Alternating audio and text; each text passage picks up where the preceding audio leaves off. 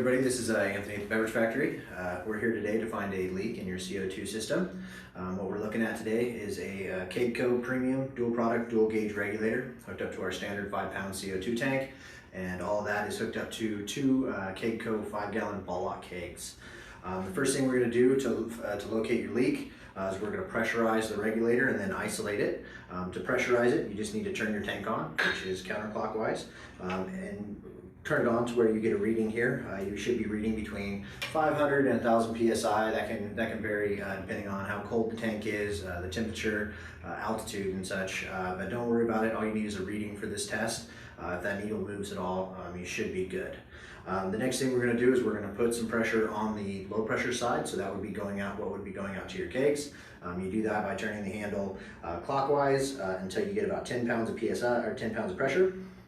Once you get the regulator set at 10 psi, make sure your valves going out of the regulator are shut off at 90 degrees, and then turn your tank off.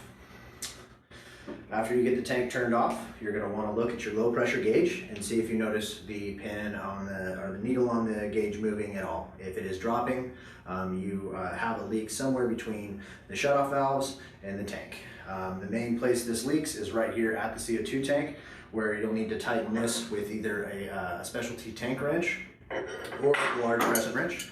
Don't be afraid of this one, you do need to tighten it. Any leak in the regulator can be fixed with Teflon or sometimes just snugging it with a wrench. If you have any questions about how to do that, feel free to call our technical support. If nothing moves in this and your regulator seems to be holding pressure, leave it for 15 to 20 minutes. And then come back to it and just see if that needle is dropped at all. Sometimes you can have a really small leak in your regulator and you just want to give it time to see if there's any kind of leak in the system right here.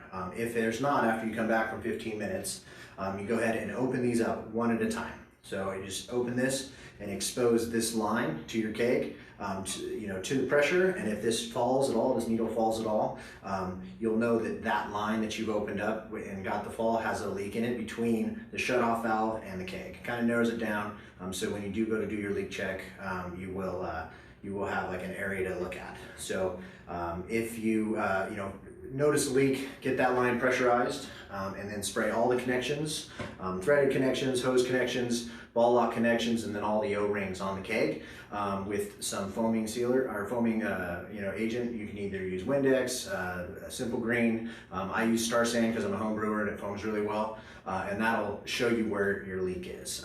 If you can't find a leak at that point, you don't see anything, but you know you're losing CO2, give our technical support a call, and we'll try to help you figure it out.